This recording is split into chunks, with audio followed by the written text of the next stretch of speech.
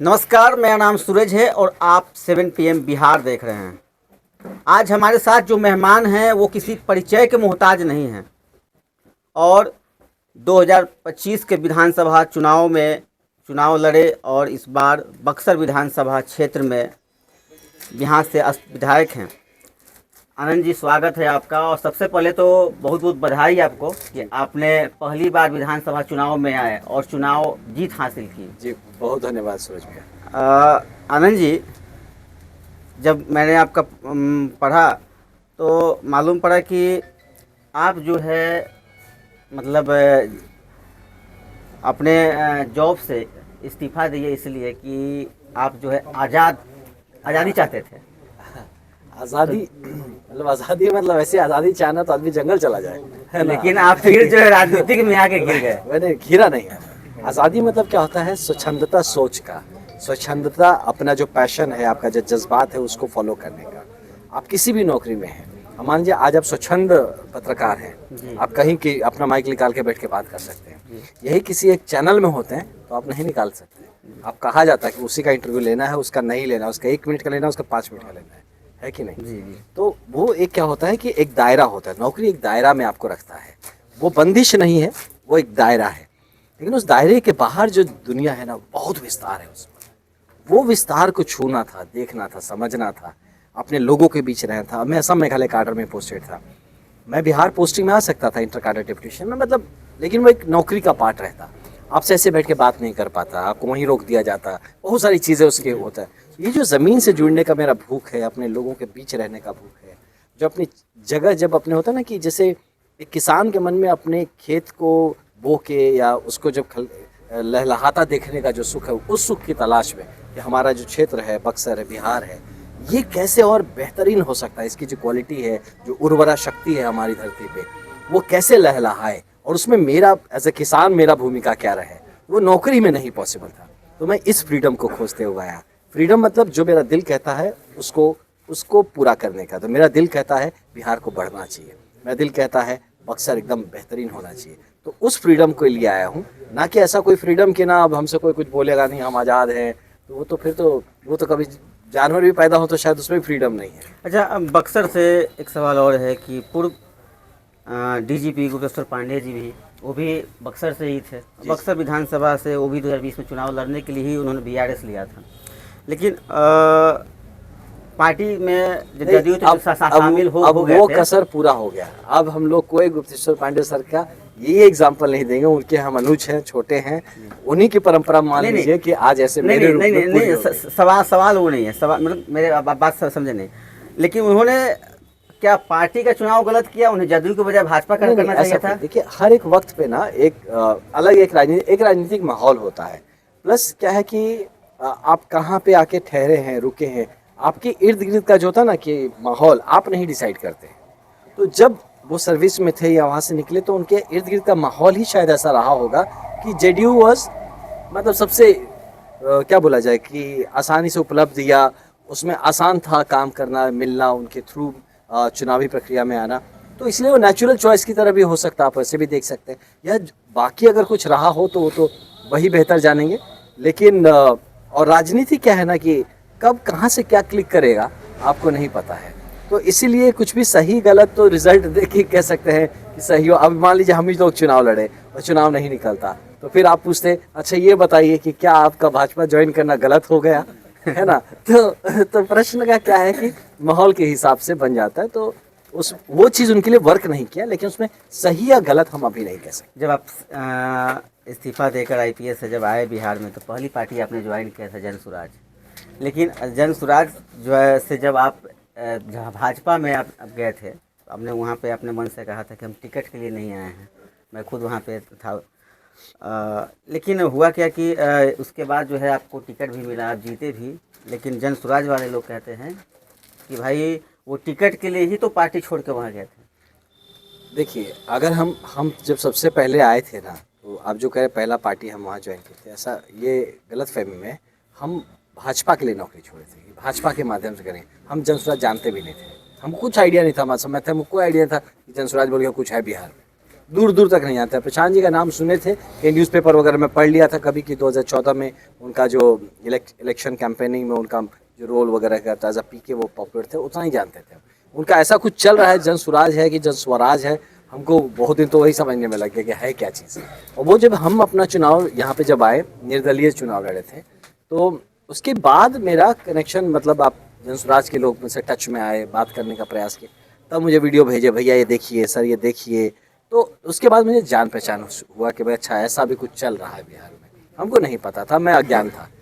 तो उसके बाद देखा सुना, अच्छा चीज़ था यार। तो उसके बाद फिर और कुछ सीनियर अधिकारी जन स्वराज में थे, तो जो कि मुझसे कनेक्ट हुए, उन्होंने कहा कि आनंद जी हमें साथ जुड़ना चाहिए आपके लिए इसको ऐसा। मैं बोला कि देखिए सर, राजनीति तो मैं भाजपा से ही करूँगा, राजनीति के लिए तो मैं भाजपा के लिए आया हूँ, मेरा दूसरा मंच हो ही नहीं सकता, दूसरा पार्टी हो ही सकता। तो उन्होंने कहा हम पार्टी नहीं है। हमने कहा ना पार्टी ज्वाइन की, हम पार्टी नहीं ज्वाइन की। तब वो पॉलिटिकल पार्टी नहीं था। हम पार्टी नहीं है, हमारी आप सोच को देखिए, हमारी विचारधारा को समझिए, हमारा जो एक बिहार को लेके नैरेटिव है उसको समझिए। सही बात, अच्छी बातें करते हैं, आज भी कहते हैं हम अच्छी बातें करते हैं, जन स्वराज की बातें बहुत सटीक और सही रहती है। जो बिहार को लेके डेवलपमेंट का सोच है, आइडिया है, अच्छी रही, तब भी अच्छी थी। लेकिन जब हम वहाँ पे आए तो मेरे मन में यही था कि एक विचार मंच है, एक ये अच्छी सोच एक अच्छी सोच के साथ कार्य करने का प्रयास है। लेकिन इसके थ्रू हम चुनाव लड़ेंगे, राजनीति में आएंगे, अब दूर दूर तक नहीं। आप प्रशांत जी से पूछिएगा, वो मेरे को कई बार बोले थे कि आनंद जी आपको चुनाव, हम उनको एक बार भी बोले हम चुनाव लड़ना, पूछिएगा तो हम उनको बार बार बोलते रहे हमको चुनाव नहीं लड़ना है, क्योंकि हमको पता था कि मेरी राजनीति अगर है तो भाजपा से है। मैं उनको भी बता दिया, कई बार बताया, भैया हम देखिए चुनाव तो बीजेपी से भाजपा। आप तो जो मित्र कहते हैं कि हम उनसे, तो वो गलत फहमी में है कि हमारा, बल्कि अब बोलना खराब लगेगा, लेकिन आज मेरे को ना एक दाग जैसा महसूस कराया जाता है कि हम जन स्वराज गए थे, एक धब्बा जैसा महसूस कराया जाता है बोल के। लेकिन मैं इसको मानता नहीं हूँ, वैसा है नहीं, लेकिन ऐसा महसूस कराया जाता है। और हम निर्दलीय अगर रहे होते या बिना नहीं ज्वाइन किए होते तो हम कहीं शायद ज़्यादा मजबूती से अपना पक्ष रख सकते थे। वहाँ जाने के कारण से मुझे क्या क्या सहना पड़ा वो मैं जानता हूँ, है ना। आज भी मुझे कभी कोई कह देता है भाजपा में, अरे यार अब आप यहाँ पे टिके रहना, जाना मत, बहुत ख़राब लगता है गुरु, क्योंकि मुझे पता है कि मेरा समर्पण संघ के लिए, भाजपा के लिए क्या है। जब कोई बोलता है ना ऐसी बात, बहुत तकलीफ होती है यार कि मुझे क्या सोच लिया लोगों ने कि मैं दल बदलू हूँ, मैं यहाँ से वहाँ करता हूँ। मैं तो भाजपा के लिए आया था, भाजपा में हूँ। तो इसीलिए ये जो भाई साहब जो भी कहते हैं ऐसा कि हम टिकट के लिए आए हैं भाजपा में, बहुत बड़ी गलतफहमी में है। वो लोग टिकट के लिए जन स्वराज खेल रहे थे, जो कहते हैं, उनको लगा था कि वहाँ से वहाँ और तो कोई टिकट देगा नहीं, वहाँ मिल जाएगा नहीं। लेकिन इसलिए इस बात को समझ लीजिए, आपके माध्यम से दर्शकों को बताते हैं कि हम जब भाजपा भी ज्वाइन किए, साफ साफ मेरा मंतव्य था, कह दिया था मैं टिकटार्थी नहीं हूँ। भाजपा के मंच से, भाजपा के संगठन से काम करके ज़मीन पे अपना जगह बनाना चाहता। टिकट की बात आती, जब मे भी लोकसभा आती, तब हो सकता मैं अपनी दावेदारी पेश करता। लेकिन पार्टी मुझे तुरंत ये जिम्मेदारी दे देगी, मुझे खुद ही, मेरे लिए आश्चर्य हो गया जब मुझे सुबह कोई बोला कि भाई तुम्हारा नाम हम लोग दे रहे, तैयार होना। तो आई वाज शॉक्ड, क्या है, हम कहाँ से आ गए इसमें। तो इसीलिए जो भारतीय जनता पार्टी है बहुत ही गंभीर और परिपक्व पार्टी है ना। तो कोई अपना क्रेडिट इसको डाले, भाई यहाँ पे गए थे टिकट के लिए, तो आईपीएस की नौकरी छोड़ के ना टिकट के लिए कोई, मतलब ये बोलना भी ना, ये सब मेरे को बता ना, ये बड़ा अपने मतलब दामन पे दाग सा महसूस होता है जब कोई ऐसा बोलता है। तो इतना लालची प्रवृत्ति का अब ये वक्त बता देगा, है ना, कि लेकिन ऐसा लालच प्रवृत्ति लेके अगर मैं आया हूँ तो मैं कतई सफल नहीं होऊंगा। अगर मेरे मन में थोड़ा भी अगर लालच है तो मैं सफल नहीं होऊंगा, आप देख लीजिएगा। अगर ये लालच नहीं है तभी हम लोग कुछ कर पाएंगे। एक आखिरी सवाल है कि चुनाव तो जीत लिए, सब नेताजी लोग मंत्री बनने के बाद अपने घूमने फिरने में, परिवार में व्यस्त हैं, और आप जनता के बीच जनता दरबार लगा रहे हैं। नहीं देखिए, ऐसा नहीं है। चुनाव में थकान नहीं लगता है? नहीं हुआ? नहीं थकान था, बहुत थकान था। ऐसा नहीं, मुझे लगता है सब अपने अपने तरीके से देखिए लोगों के बीच जाते हैं ना। तो ऐसा नहीं है कि शुरू में जो चला गया वही बड़ा महान है। कुछ लोग लेट शुरू करते हैं, सबका अपना तरीका हो सकता है, उनका व्यवस्था हमसे बेहतर है, जो अपने दूर बैठे ही अपना सब संभाल ले रहे हैं। मेरे पास नहीं है, इसलिए हमको गाँव गाँव घूमना पड़ रहा है। तो मैं लोगों से एक वचन था कि हम साथ आएंगे, साथ मिलेंगे, आगे की बात। आज हम लोग यहाँ बैठे, ये बनारपुर गाँव है, ये चौसा में आता है, और यहाँ पे यहाँ जो चौसा का प्लांट बना उसको लेके बहुत मन में क्षोभ है लोगों के। यहाँ पे काफ़ी सारी चीज़ें हैं जिससे इनको लगता है कि गलत हुआ है। इनका सुनने वाला अभी तक कोई था नहीं, कोई समझने वाला नहीं था, इनकी बात रखने वाला नहीं। और मैं इनकी बात को, दर्द को समझता रहा हूँ हमेशा, और मैं मानता हूँ कि इनका जो दर्द है वो जेन्युइन दर्द है।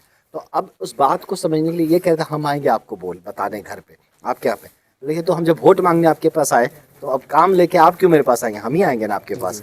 तो इसीलिए मैं यहाँ पे आया, अपने लोगों से मिलना हो गया, और चीज़ों को ज़मीन पे उतर के जब आप चीज़ों को समझते हैं बेहतर समझ में आता है।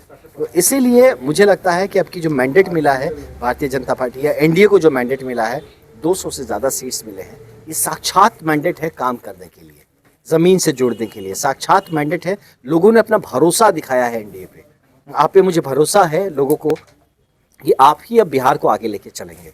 तो उस भरोसे का लाज रखना हम लोग की जिम्मेदारी है। इसीलिए मैं गली गली जाऊंगा, दरवाजे दरवाजे जाऊंगा, हर वो काम जो लोगों ने सोचा है कि सरकार से होना चाहिए वो काम करने का दारोमदार हमारे ऊपर है। आपने एक बात अभी मंच से कहा जनता के बीच में कि मैं खुद प्रतिनिधि हूँ, हमारा प्रतिनिधि कोई नहीं है, आप डायरेक्ट हमें कॉल कीजिए, हमें बुलाइए। हाँ। लेकिन और भी क्षेत्रों में, चाहे यहाँ तक कि पंचायत के मुखिया जी के पास भी जाते हैं तो मुखिया प्रतिनिधि, जब हम लोग भी बात करते हैं तो क्या भाई मुखिया प्रतिनिधि फलाना, तो ये जो है कहीं ना कहीं एक बदलाव अलग दिख रहा है अभी से ही। बिल्कुल सूरज भैया, ये देखिए क्या है कि मुझे किसी ने बोला फ़ोन पे कि भाई आपका प्रतिनिधि किसको बना रहे हैं। हम खुद ही प्रतिनिधि हैं, तो प्रतिनिधि का प्रतिनिधि तो थोड़ा होता है कोई, है ना, हम तो खुद ही प्रतिनिधि है ना। तो मुझे बड़ा आश्चर्य हुआ कि, और मतलब विधानसभा क्षेत्र या लोकसभा भी उतना बड़ा नहीं होता कि हम संभाल नहीं पाएंगे, है ना। अब जिला संभाल के आए हैं तो ये भी ये ज़रूर है कि जैसे लोगों का, हम इसलिए कहें कि इसलिए प्रतिनिधि का वो चीज़ बढ़ाना अच्छा नहीं है। उसमें क्या होता है ना, लोग कंफ्यूज होने लगते हैं, लोगों के बीच में जनप्रतिनिधि के बीच में एक दीवार आ जाता है, दरार आ जाता है, वो नहीं होना चाहिए। हम हमेशा 1-to-1 अवेलेबल होने चाहिए अपने लोगों के लिए। दूसरा क्या है कि मान लीजिए मैं कभी बाहर जाता हूँ, विधानसभा चला कुछ, तब लोग बोलेंगे तब आपका प्रतिनिधि का जरूरत है। बिल्कुल जरूरत नहीं है, फ़ोन के ज़माने में क्यों प्रतिनिधि चाहिए। सही बात। दूसरा बात, हम लोगों ने एक बड़ा अच्छा सेटअप यहाँ पे किया है, एक अपना ऑफिस सेटअप किया है जो सेवा केंद्र है। तो हमारी जनता का, लोगों का कोई भी काम हो जो उनको मुझसे मिलने की ज़रूरत थी, वो हमारे उस जगह पे पहुँच जाए। वहाँ पे स्वयंसेवक बैठे हुए हैं आपके काम करने के लिए, हमारी पार्टी के, हमारे एनडीए के कार्यकर्ता लोग लगे हुए हैं काम करने के लिए, लोगों की मदद।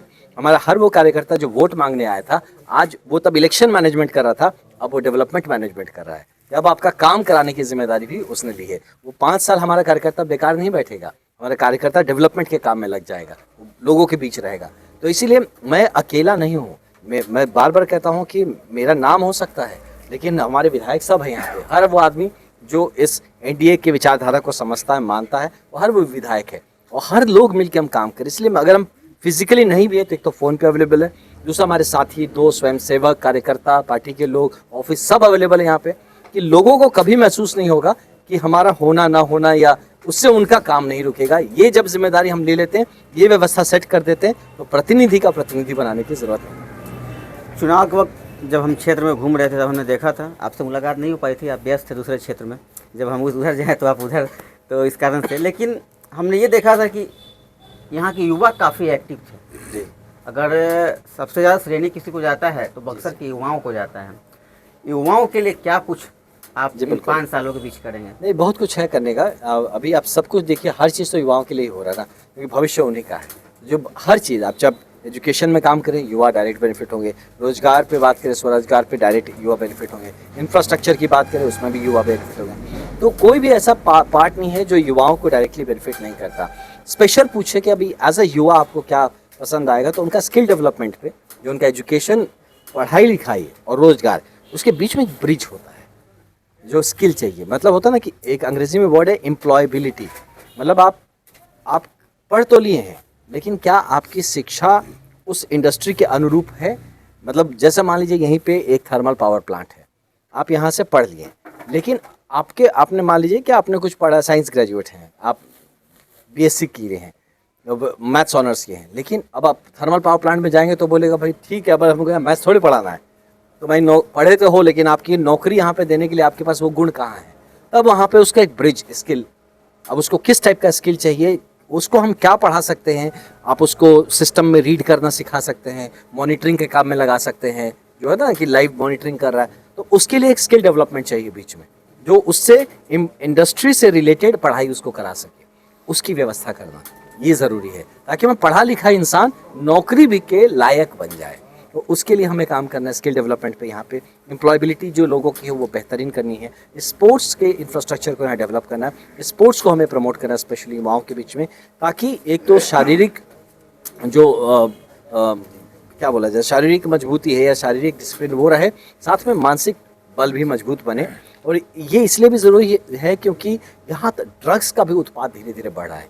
जब बच्चों को एक बेहतरीन चीज़ में उसका एनर्जी को आप स्पोर्ट्स में, कल्चर में, इन सब में लगाएंगे तो उसका एनर्जी फिर दूसरी तरफ नहीं जाएगा, और एक सकारात्मक काम है। तो इसलिए स्पोर्ट्स के लिए भी मुझे यहाँ प्रमोट करना है।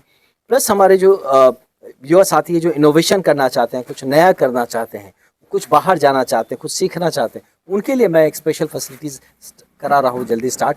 आप मान लीजिए कुछ एआई में बेहतरीन कुछ करना चाहते हो और आप में वो बेसिक कैपेबिलिटी या क्वालिटी है, तो आपको अगर कहीं बाहर जाके उसके लिए ट्रेन करने की ज़रूरत है, पढ़ाई लिखाई, उसके लिए भी मैं प्रमोट करने वाला हूँ। साथ ही यहाँ पे अगर आप कोई कॉम्पिटिटिव परीक्षाओं के लिए तैयारी करें, या चाहे आप सिपाही की दौड़ हो और चाहे आपको आईपीएस बनना हो, आर्मी अधिकारी बनना हो, आईएएस बनना हो, उसके लिए कोचिंग की व्यवस्था हो, तो उस व्यवस्था को भी हम लोग यहाँ पे स्थापित करने जा रहे हैं। जी बहुत बहुत धन्यवाद।